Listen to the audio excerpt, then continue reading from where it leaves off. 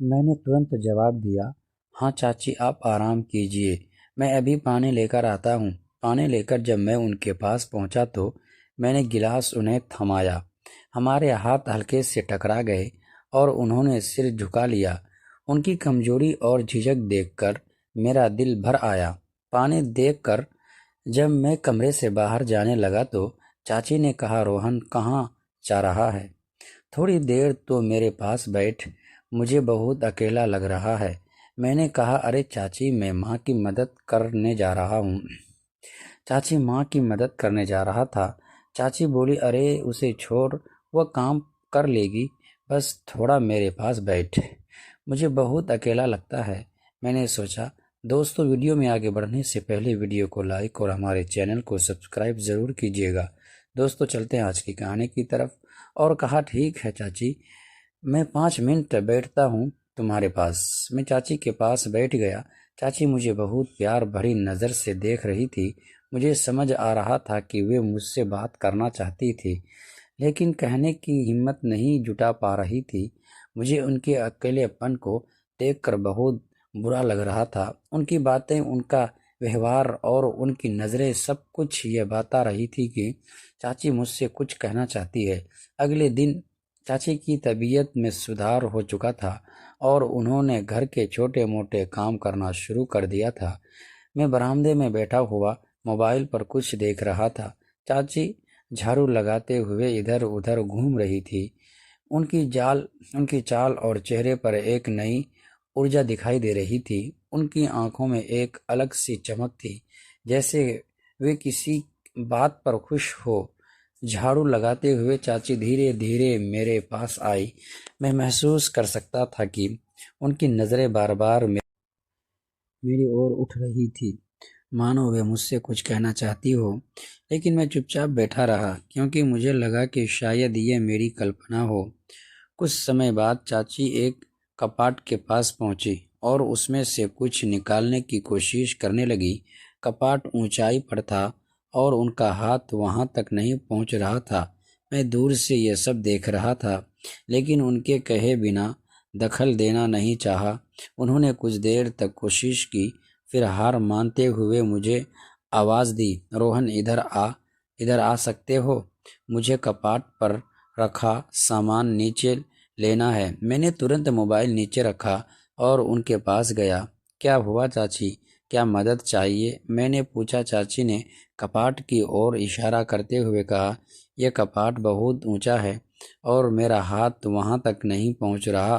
तू मुझे ऊपर उठाकर रख, मैं सामान निकाल लूँगी।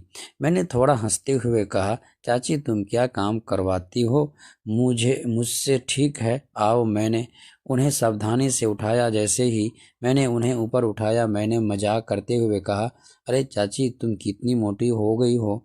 चाची वो मेरी उस बात पर खिलखिलाने लगी। काम हो। मैं भी हंसते हुए उन्हें धीरे धीरे नीचे उतार दिया। चाची ने राहत की सांस लेते हुए कहा, धन्यवाद रोहन, तुम्हारी मदद के बिना यह काम नहीं हो सकता था। सच में तुमसे बड़ा सहारा इस घर में कोई नहीं है। इनकी यह बात सुनकर मुझे थोड़ी खुशी हुई, लेकिन उनके शब्दों और उनकी नज़रों में कुछ ऐसा था जिसे मैं समझ नहीं पाया। उनकी आंखें गहरी और भावनाओं से भरी हुई लग रही थी। मैंने बात को हल्के में लेते हुए कहा, कोई बात नहीं चाची, आप तो मुझे हमेशा काम में लगा देती हो। यह कह के मैं फिर से बरामदे में जाकर आराम से बैठ गया। चाची वापस अपने काम में व्यस्त हो गई, लेकिन मुझे लग रहा था कि उनके मन में कुछ चल रहा है। ऐसा लग रहा था कि वे मुझसे कुछ कहना चाहती है, लेकिन शायद ये हिम्मत नहीं जुटा पा रही थी। एक दिन मैं अपने घर की छत पर बैठकर अपनी गर्लफ्रेंड के साथ फ़ोन पर बात कर रहा था। समय लगभग रात के 10 बज रहे थे। मेरे माँ बाप तो सो चुके थे, लेकिन चाची अभी जाग रही थी। उन्हें यह समझ में आ गया था कि मैं किसी से बात कर रहा हूँ, इसीलिए वह छत पर आई और मुझसे पूछा, रोहन इस समय तुम किससे बात कर रहे हो? मैंने थोड़ा जल्दी में कहा, चाची ये एक खास फ़ोन था। चाची ने थोड़ी घूरते हुए पूछा, इतना खास था? मैंने उनकी बात को टालते हुए कहा, ऐसा कुछ नहीं चाची।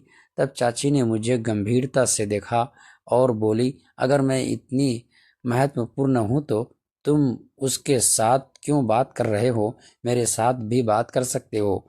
उनकी बातें सुनकर मैं थोड़ी देर के लिए घबरा गया। मैंने कहा, वह मेरी दोस्त है। शायद मैंने जल्दी में जवाब दिया, लेकिन मेरे शब्दों को कोई संकोच था। चाची ने फिर गंभीरता से कहा, रोहन, मुझे तुमसे कुछ दिनों से एक बात बतानी थी, लेकिन हिम्मत नहीं हो रही थी। आज मैं यह कहने को निर्णय ही लेता हूँ कि मेरी यह इच्छा पूरी करोगे? मैं उनकी बातें सुनकर आश्चर्य में पड़ गया। मुझे समझ नहीं आ रहा था कि मैं क्या कहूँ। मैंने कहा, चाची, ये कैसे संभव है? चाची ने धीरे से जवाब दिया, रोहन, देखो, तुम्हारा चाचा लगभग 10 महीने से घर पर नहीं।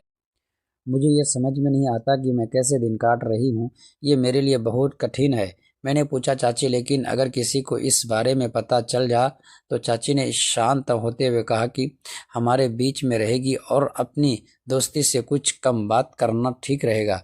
उस दिन के बाद से अब जब भी चाची मुझे बुलाती थी, मैं उनकी हर बात का सहारा देता था। मैंने कभी नहीं कहा नहीं, क्योंकि मैं दिल से चाची को पसंद करता था और उनके साथ समय बिताना मुझे अच्छा लगता था। शाम का समय था और घर की छत पर हलचल थी। हमने छत पर लाइट लगाई और वहां पड़े पुराने सामान को इकट्ठा कर रहे थे। चाची मेरे साथ काम कर रही थी और हमेशा की तरह हंसी मजाक का माहौल बनाए रखती थी। अचानक चाची मुस्कुराते हुए बोली, रोहन, तुम इतने तंदुरुस्त और फिट कैसे हो? तुम्हें देखकर तो लगता है कि तुम हर दिन जिम जाते हो। मैंने हंसकर जवाब दिया, चाची, यह सब एक्सरसाइज और सही खान पान का कमाल है। मेरी आवाज़ में हल्की घबराहट थी। चाची दरवाजे के बाहर खड़ी थी और उनकी आंखों में एक अजीब सी चिंता झलक रही थी। शाम का वक्त था। घर के बाकी लोग किसी शादी में गए हुए थे और हम दोनों ही घर पर थे। चाची धीरे से बोली, बेटा, जरा छत पर चलो, मुझे तुमसे एक ज़रूरी बात करनी है। मेरे मन में तरह तरह के सवाल उठने लगे। आखिर ऐसी कौन सी बात थी जो वह इस तरह अकेले में करना चाहती थी? फिर भी मैं चुपचाप उनके पीछे पीछे छत पर चला गया। छत पर ठंडी हवा चल रही थी। दूर आसमान से सूरज ढल रहा था। चाची कुछ पल चुप रही, फिर बोली, तुम बड़े हो गए हो, अब तुम्हें घर की जिम्मेदारियां समझनी होगी। तुम्हारे चाचा की तबीयत ठीक नहीं रहती और घर की हालत भी तुम देख ही रहे हो। उनकी आवाज़ में भारी भरा गई। पहली बार मैंने उन्हें इतना परेशान देखा था। मैंने धीरे से कहा, चाची, आप चिंता मत कीजिए, मैं हूं ना, जो भी करना होगा मैं करूँगा। चाची की आंखों में हल्की सी मुस्कान आ गई। मुझे तुम पर भरोसा है, बेटा। उस शाम मैंने पहली बार महसूस किया कि बचपन पीछे छूट चुका है। अब मुझे सिर्फ अपने लिए नहीं, बल्कि पूरे परिवार के लिए जीना होगा। दोस्तों, अगली पार्ट देखने के लिए प्लीज़ चैनल को सब्सक्राइब ज़रूर कीजिएगा।